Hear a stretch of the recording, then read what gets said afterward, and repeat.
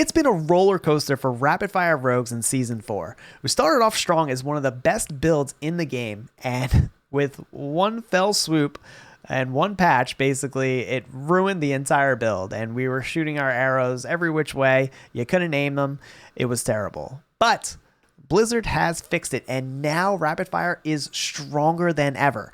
Here I'm clearing a tier 130. I went in and I cleared a tier 128 for this video. I'll show you the whole clear in its entirety. Prior to this patch, 128 was the highest rapid fire clear that had ever been done, and you'll see how easy it is. I have like 7 minutes to spare with the new rapid fire. I'm also going to be revealing my pit push variant, that build that I'm using right now, and I'll go through all of the details there. But first, let's just look at the major changes now that we just got with the latest patch. So one of the big changes is going to be the Fluidity glyph. Fluidity glyph, I'm plugging in right where I had chip before, because with the amount of agility skills that we're using, it's going to be 100% uptime. So in addition to that, here, let's just look at the other major change for Season 4, which is the distance that rapid fire is shooting. So here I took a clip of before the patch, how far was the distance of the rapid fire explosion. So here you can see we're only hitting 3 out of the 5 targets. Now with the new patch, now we're hitting all 5 targets. This is an insane DPS boost for the portion of the pits where we are clearing all of the mobs and density. Now, another big change, another great change with rapid fire was that when you were standing right in front of an enemy, you could not hit it for the life of you. So here, I'm in the training room trying to hit this dummy that's right smack dab in front of me, and I cannot hit him. Now, with the new patch, you'll see I hit them very easily, and so not only is the range extended more towards you, but is also extended in every single direction. So this is a massive AoE boost for rapid fire, which is one of the biggest complaints for players from all over with rapid fire, and especially controller players. So this is going to be such a good quality of life improvement for controller players as well. You're going to be able to play your rapid fire build much more easily now. So now I'm going to show the footage of the tier 128 clear that I did after the patch, and I'll go over the gear as well.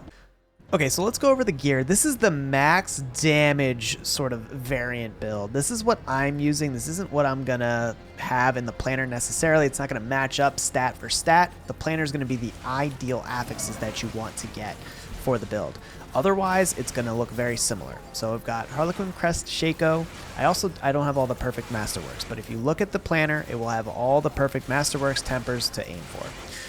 We've got our armor with Dark Shroud, and this is our Umbrus aspect, so we can get our damage reduction. Umbrus now got buffed so that any critical strike with a lucky hit is going to give you an extra Dark Shroud, so now we're getting it from things like Dash or Shadow Step, which we weren't really getting before. It was only from marksman skills, but now we just get a few more. It's not going to make a huge difference, but a few more generations with Umbrus in the new patch. Then we have elements. This is for extra damage. And then we have rapid fire, crit strike damage, attack speed on our gloves. Concussive strikes, again, more damage. One of the few damage affixes you can get on your armor pieces. And we go for max life, dexterity, dodge here. Tempers are going to be, here you can see, we like the CC tempers. CC tempers are good. Freeze. Here we've got daze. On our gloves, we have slow and crit strike damage. Because gloves are offensive, you can get crit strike damage. On our boots, we have a chance to stun. So we have a good variety of chance to CCs with movement speed tempers. And then the regular boots just have dexterity, movement speed, and armor on them. It's important to get a greater affix armor on at least your boots or your pants, so then you can hit your armor cap. Then the crossbow is going to be Retribution. So I moved Retribution to crossbow. Someone figured out that Retribution is double dipping, so it is bugged, and as a result, it's doing like twice the amount of damage it should be. So we've moved it to our crossbow just to get the most benefit out of it. Retribution on our crossbow, we're looking for rapid fire, crit strike damage, and then dex, max life, crit strike damage. An important thing to note here is that if you're able to get a nearly max roll rapid fire on your two-hander and on one of your one-handers, and you can get close to that 100% chance to cast rapid fire on just two pieces, which is very possible. It's going to take a lot of masterworks, but in the planner you'll see if you get like a max roll and two masterworks on each, you'll have 100%. Then you could swap on a weapon like this with Caltrops duration and crit strike damage tempers with the same affixes that we're looking for, dex, max life, crit strike damage. And this is another bug that was discovered, and as I was playing Heartseeker, I realized just how powerful this bug is that increasing the duration on your Caltrops is actually increasing the multiplicative damage bonus that Caltrops gives you. So if you're able to get nearly 100% rapid fire, chance to cast rapid fire twice, then adding this Caltrops duration is going to be an insane damage boost. Not just for bosses. Bosses are really easy to keep in the Caltrops, but just for killing the packs too. It's a really good option if you're able to get those masterworks and tempers. Scoundrel's Kiss, obviously this enables the whole build. Rapid fire is really good to get for your masterworks on this. Then our other ring is rapid. This is just for faster generation of our combo points. So you'll see we've got rapid here, we've got accelerating for more attack speed, and then expectant because we are using basic attacks and then our rapid fire. And you'll see that I'm using daggers here, and this was for a couple of reasons. I've been trading and these daggers were so much easier to trade for than swords, but I also kind of like how quick they are in generating our combo points. So you'll see in the playthrough how quickly I'm generating combo points with daggers. You hit a bit of a higher attack speed breakpoint frame than with the swords. So I really actually ended up liking the daggers here. It was out of convenience first that I got them, and now almost out of necessity that I keep them. I really enjoy the daggers here. Swords are great too if you have swords, but either way, I don't think you can go wrong as long as you hit your affixes and your tempers. On the ring for temper, we want Cold Imbue, casts, and crit strike damage, obviously. Crit strike damage everywhere you can get it. Dex, attack speed, crit strike damage on the affixes. And then on our amulet, my amulet is not great. I would really love to have like weapon mastery on here, maybe weapon mastery instead of malice, or even rolling my frigid finesse to 3 frigid finesse, or weapon mastery as well would be great. But ideally, frigid finesse, weapon mastery, and dexterity on your amulet. And we have edge masters here, which was moved from the crossbow once we realized that retribution was giving us crazy amounts of damage. In the skill tree, puncture, that's our generation for resources and combo points. Rapid fire, obviously advanced rapid fire for more damage. Siphoning strikes for survivability. We dropped undying, so siphoning strikes is very important, and getting some lucky hit chance where you can. So you'll see in our passives we've grabbed some extra lucky hit chance so that we can be more reliant on the siphoning strike to heal, since we don't have undying anymore. This is not a hardcore build. It's a little bit squishy, but it focuses on the damage which you're going to need to push those high tier pits. Caltrops, we made a change and dropped Chip from the Paragon board, which we needed physical damage before, to Fluidity because that was buffed. And as a result, we can switch to Methodical Caltrops to deal cold damage and chill and freeze instead of the physical one with Discipline Caltrops, which we were using before. So now we go back to Methodical to get some extra chill out of it. Trick attacks, this is good for knocking down enemies, basically. So you'll see if you critically strike a dazed enemy, they get knocked down. Why is knockdown important? Well, because this double dip retribution.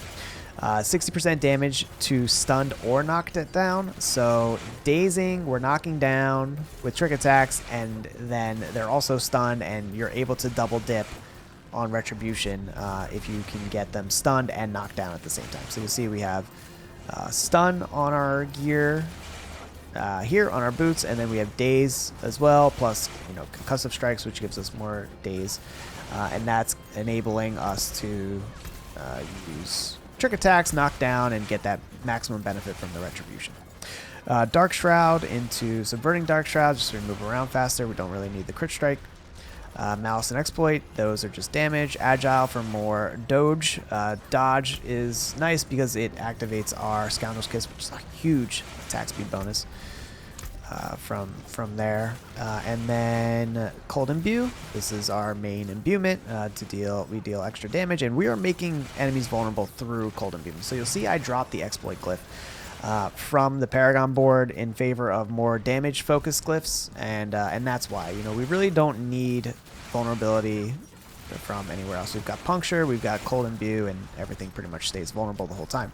Virgin Finesse for massive damage, and here's some of the passes I was talking about to get that extra lucky hit chance. Now this is just, it's going to be really important for Siphoning Strikes, and we have other things that lucky hit are reliant on, but really the Siphoning Strikes and getting that survivability is the most important. Precision, this is where we get all of our damage from.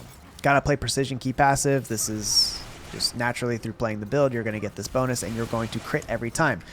Question I get is, why don't you have crit strike chance on any of your gear? It's because we are going to crit every single time we do our rapid fire with Precision key passive. Guarantees our crit. So you don't need to worry about crit strike chance, just get the damage. Paragon board.